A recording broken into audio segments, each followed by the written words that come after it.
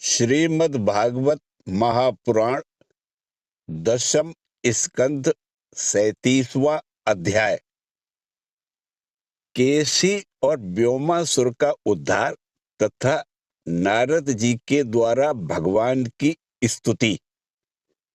ओम नमो भगवते वासुदेवाय। श्री सुखदेव जी कहते हैं,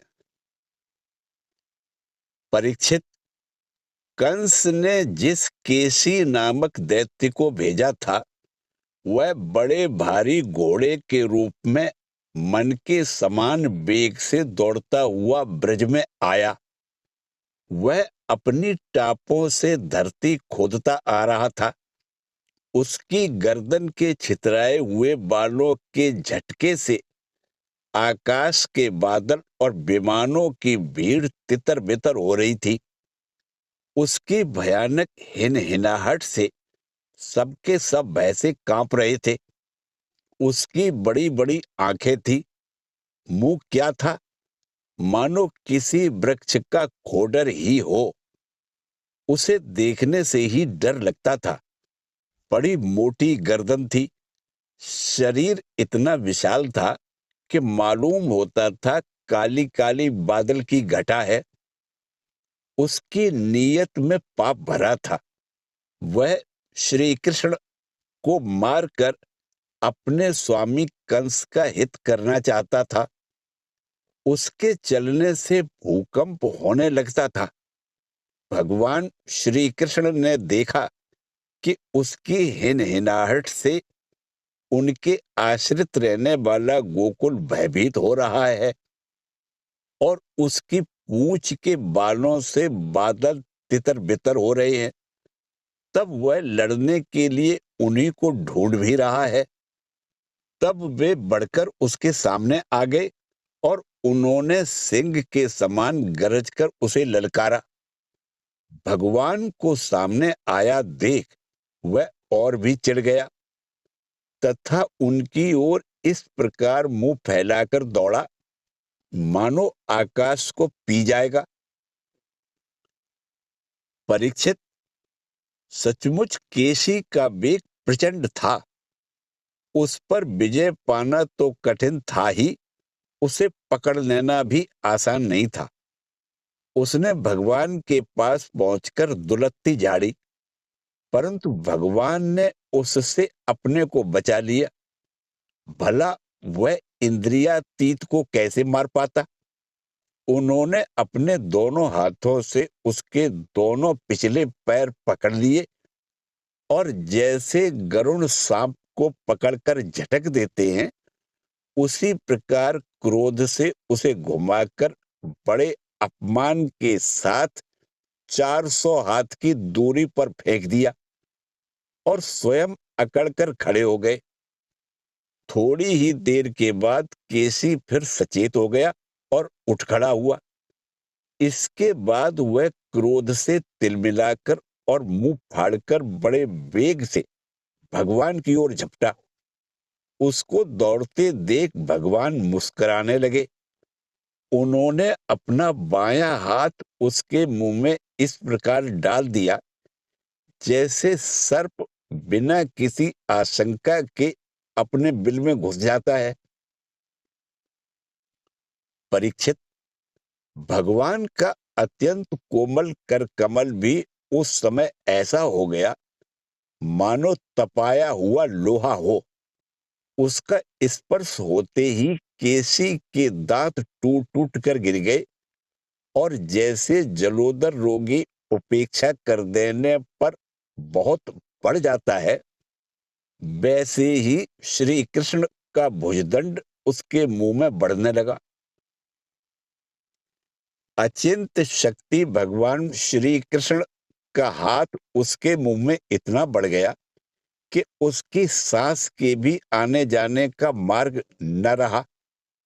अब तो दम घुटने के कारण वह पैर पीटने लगा। उसका शरीर पसीने से लथपथ हो गया। आंखों की पुतली उलट गई। वह मल त्याग करने लगा। थोड़ी ही देर में उसका शरीर निश्चेष्ट होकर पृथ्वी पर गिर पड़ा तथा उसके प्राण पखेरु उड़ गए। उसका निष्प्राण शरीर फूला हुआ होने के कारण गिरते ही पक्की ककड़ी की तरह फट गया। महाबाहु भगवान श्री कृष्ण ने उसके शरीर से अपनी भुजा खींच ली।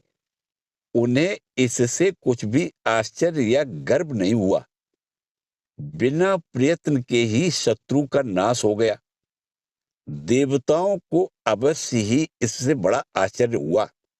वे प्रसन्न हो होकर भगवान के ऊपर पुष्प बरसाने और उनकी स्तुति करने लगे। परीक्षित, देवर्षि नारद जी भगवान के परम प्रेमी और समस्त जीवों के सच्चे हितैषी हैं। कंस के यहाँ से लौटकर वे अनायास ही अद्भुत कर्म करने वाले भगवान श्री कृष्ण के पास आए और एकांत में उनसे कहने लगे, सच्चिदानंद स्वरूप श्री कृष्ण, आपका स्वरूप मन और वाणी का विषय नहीं है। आप योगेश्वर हैं। सारे जगत का नियंत्रण आप ही करते हैं। आप सबके हृदय में निवास करते हैं और सबके सब आपके हृदय में निवास करते हैं। आप भक्तों के एकमात्र वांछनीय यदुवंश शिरोमणि और हमारे स्वामी हैं। जैसे एक ही अग्नि सभी लकड़ियों में व्याप्त रहती है, वैसे एक ही आप समस्त प्राणियों के आत्मा हैं। आत्मा के रूप में होने पर भी आप अपने को छिपाए रखते हैं, क्योंकि आप पंचकोश रूप गुफाओं के भीतर रहते हैं। फिर भी पुरुषोत्तम के रूप में, सबके नियंता के रूप में और सबके साक्षी के रूप में आपका अनुभव होता ही है। प्रभु, आप सबके अधिष्ठान और स्वयं अधिष्ठान रहित हैं। आपने सृष्टि के प्रारंभ में अपनी माया से ही गुणों की सृष्टि की और उन गुणों को ही स्वीकार करके आप जगत की उत्पत्ति, स्थिति और प्रलय करते रहते हैं। यह सब करने के लिए आपको अपने से अतिरिक्त और किसी भी वस्तु की आवश्यकता नहीं है। वही आप दैत्य, प्रमथ और राक्षसों का, जिन्होंने आजकल राजाओं का वेश धारण कर रखा है, विनाश करने के लिए तथा धर्म की मर्यादाओं की रक्षा करने के लिए यदुवंश में अवतीर्ण हुए हैं। यह बड़े आनंद की बात है कि आपने खेल ही खेल में घोड़े के रूप में रहने वाले इस केसी दैत्य को मार डाला। इसकी हिनहिनाहट से डरकर देवता लोग अपना स्वर्ग छोड़कर भाग जाया करते थे। प्रभु, अब परसों मैं आपके हाथों चाणूर, मुष्टिक, दूसरे पहलवान, कुबलिया पीढ़ हाथी और स्वयं कंस को भी मरते देखूंगा। उसके बाद शंखासुर, कालयवन, मुर और नरकासुर का वध देखूंगा। आप स्वर्ग से कल्प वृक्ष उखाड़ लाएंगे और इंद्र के ची चपड़ करने पर उनको उसका मजा चखाएंगे। आप अपनी कृपा, वीरता, सौंदर्य आदि का शुल्क देकर वीर कन्याओं से विवाह करेंगे और जगदीश्वर, आप द्वारका में रहते हुए नृग को पाप से छुड़ाएंगे। आप जाम्बवती के साथ समंतक मणि को जामवान से ले आएंगे और अपने धाम से ब्राह्मण के मरे हुए पुत्रों को ला देंगे। इसके पश्चात आप पौंड्रक, मिथ्या वासुदेव का वध करेंगे, काशीपुर को जला देंगे। युधिष्ठिर के राजसूय यज्ञ में चेदीराज शिशुपाल को और वहां से लौटते समय उसके मौसेरे भाई दंत्रवक्त्र को नष्ट करेंगे। प्रभो, द्वारका में निवास करते समय आप और भी बहुत से पराक्रम प्रकट करेंगे, जिन्हें पृथ्वी के बड़े बड़े ज्ञानी और प्रतिभाशील पुरुष आगे चलकर गाएंगे। मैं वह सब देखूंगा। इसके बाद आप पृथ्वी का भार उतारने के लिए काल रूप से अर्जुन के सारथी बनेंगे और अनेक अक्षौहिणी सेना का संहार करेंगे। यह सब मैं अपनी आंखों से देखूंगा। प्रभो, आप विशुद्ध विज्ञान घन हैं। आपके स्वरूप में और किसी का अस्तित्व है ही नहीं। आप नित्य निरंतर अपने परमानंद स्वरूप में स्थित रहते हैं, इसलिए सारे पदार्थ आपको नित्य प्राप्त ही हैं। आपका संकल्प अमोघ है। आपकी चिन्मयी शक्ति के सामने माया और माया से होने वाला यह त्रिगुणमय संसार चक्र नित्य निवृत्त है, कभी हुआ ही नहीं।